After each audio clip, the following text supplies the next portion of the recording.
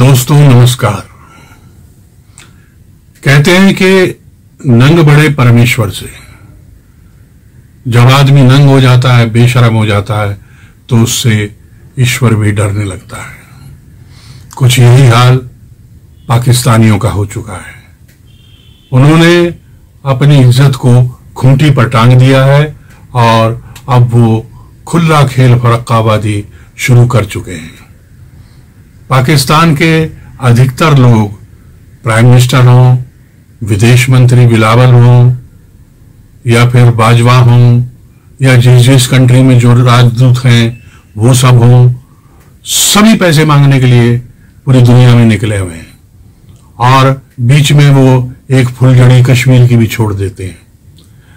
और उन्हें शायद इस बात का एहसास नहीं होता कि कश्मीर का मुद्दा उछालने से कुछ नहीं होने वाला।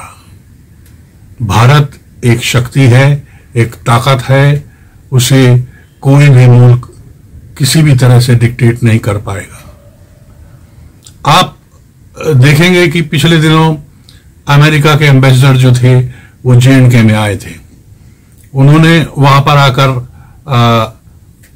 J&K की तारीफ की थी और कुछ बयान भी दिया था POK के बारे में, जिस पर भारत ने कड़ी प्रतिक्रिया व्यक्त की थी और कहा था POK हमारा है, हमारी जमीन है, यहां पर खड़े होकर आप ऐसी बातें नहीं कर सकते। अपना समूह लेकर वो चले गए। बाद में उन्हें उस बात को जो है रफा दफा करने की भी कोशिश की। इसी तरह से जो है आपने देखा होगा कि जो बिलावल भुट्टो हैं वो पैसे मांगने गए हुए थे, तो जर्मनी गए वो। तो जर्मनी में जब उनके साथ मीटिंग हुई, अपना जर्मन विदेश मंत्री जो हैं एनालेना बेयरबाद का, तो उनकी मीटिंग में सबसे पहले तो उन्होंने 10 मिलियन यूरो का चेक झपट लिया और चेक झपटने के बाद उन्होंने फिर कश्मीर का राग शुरू कर दिया। वो तो एक बाजा है जिसको इन्होंने हर जगह बजाना है और इनको पता है कि इनकी कोई नहीं सुनता। लेकिन जर्मनी ने जो है, जो वहां के विदेश मंत्री थी जर्मन, वो उन्होंने एनालेना ने ये कह दिया कि भाई UN के हिसाब से ये जो है मसला हल होना चाहिए और कश्मीर पर आपस में मिलजुल कर सबको बात करनी चाहिए और वहां शांति आनी चाहिए। बस फिर क्या था, पाकिस्तानी तो हत्थे से बढ़ गए। उन्होंने कहा जी बल्ले बल्ले हो गई, बाकी सब थल्ले थल्ले हो गए, इंडिया तो थल्ले, आज साड़ी बल्ले। बल्ले बल्ले मतलब हम ऊपर, we are high and you are down, we are up you are down. थल्ले थल्ले मतलब तुम नीचे लग गए। तो पूरा पाकिस्तान जो है आजकल वहां भंगड़े गा रहा, डांस कर रहा, एक दूसरे को बधाइयां दे रहे हैं कि देखो जी एक सफेद चमड़ी वाले ने हमारे कश्मीर का जिक्र कर दिया, वरना कोई पूछता भी नहीं था इनको। और इस पर फिर अरिंदम बागची जो प्रवक्ता हैं भारतीय विदेश मंत्रालय के, उन्होंने बहुत खरी खरी जर्मनी को सुनाई। उन्होंने इस बात पर भी आपत्ति की कि कोई तीसरी पार्टी आकर हमें उपदेश दे। और जहां तक उन्होंने कहा कि शांति की बात है तो वो तभी हो पाती है जब आप आतंकवाद को रोकें, और ये पूरी दुनिया का फर्ज है। और जो कह रहे हैं उनका भी फर्ज है कि वो वहां से जो घुसपैठ हो रही है आतंकवादियों की, उसे रोकें। लेकिन पाकिस्तान तो किसी की क्या सुनेगा। अब जेब में नोट आ गए, इधर से ये बोल दिया, उन्होंने कहा हमने तो जी जीत लिया, कश्मीर जीत लिया हमने तो एक तरह से जिसे कहते हैं कि बंदर के हाथ में उस्तरा आ जाए तो या तो वो अपना मुंह काट लेता है या किसी और का काट देता है।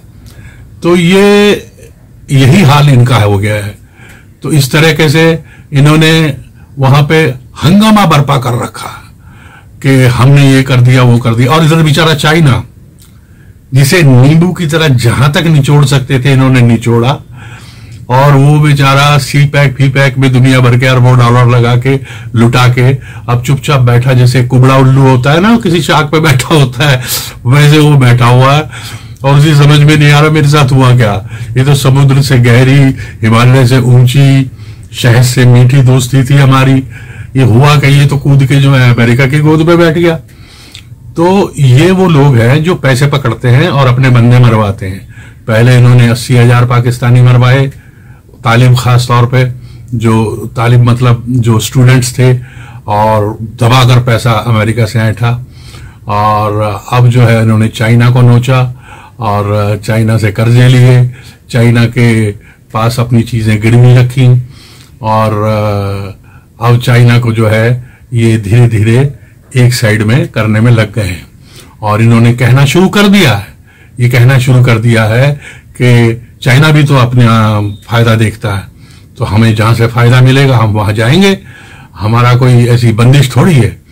तो अब चाइना को समझ ही नहीं आ रहा है, एक तो वैसी उनकी छोटी छोटी आंखें हैं बेचारों की, तो वो आंखें बिल्कुल ही बंद हो गई हैं, ऐसे हो गई हैं, उनको समझ में नहीं आ रहा कि हमारे साथ हो क्या रहा है।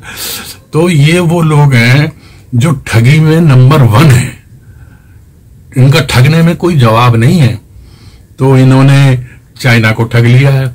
अब अमेरिका को क्या है कि अमेरिका को एक बेस चाहिए, क्योंकि अफगानिस्तान के आसपास कहीं भी सी नहीं पड़ता है, तो वो लैंडलॉक कंट्री है, तो वो उसको बेस चाहिए, तो इसलिए उसको पाकिस्तान की जमीन का इस्तेमाल करना है।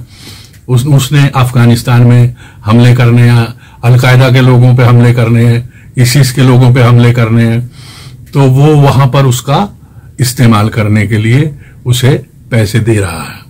और उन्होंने जो अभी $45 मिलियन जो है उनको जो दिए हैं पाकिस्तानियों को, ये खास तौर पर उन्होंने कह दिया, क्योंकि वो तो पुराना पापी है ना, वो पहचानता है इनको, और उसने कह दिया कि भाई ये जो पैसा जो है ये हमारे इंजीनियर ही आएंगे यहाँ पे, उसकी देखरेख करेंगे कि भाई कैसे ठीक ठाक काम हो रहा है नहीं हो रहा, जो उसकी मरम्मत होनी है F-16 की।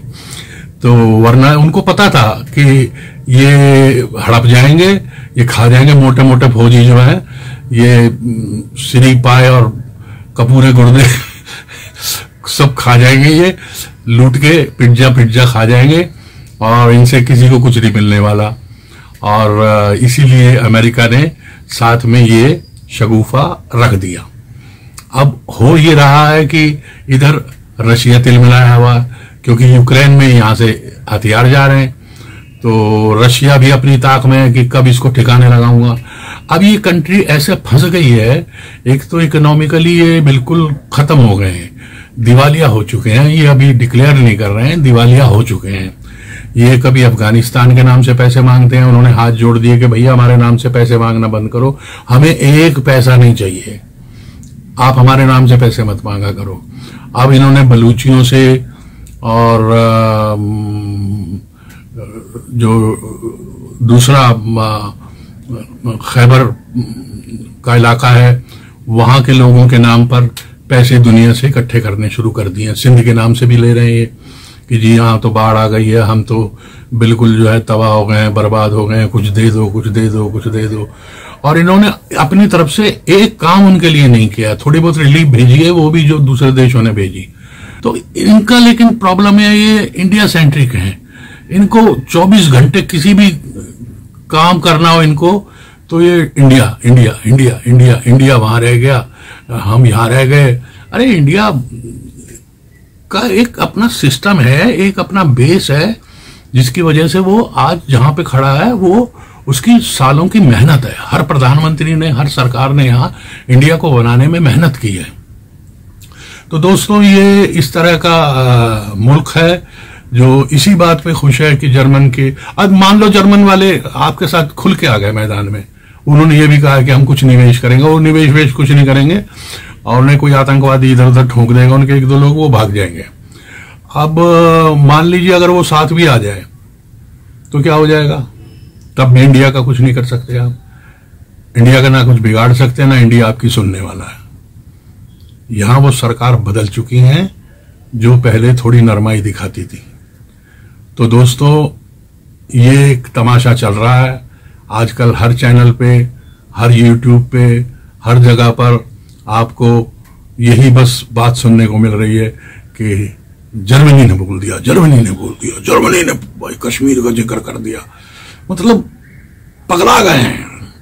मतलब तहमद उछाल उछाल के, टोपियां उछाल उछाल के ये उतरे हुए मैदान में।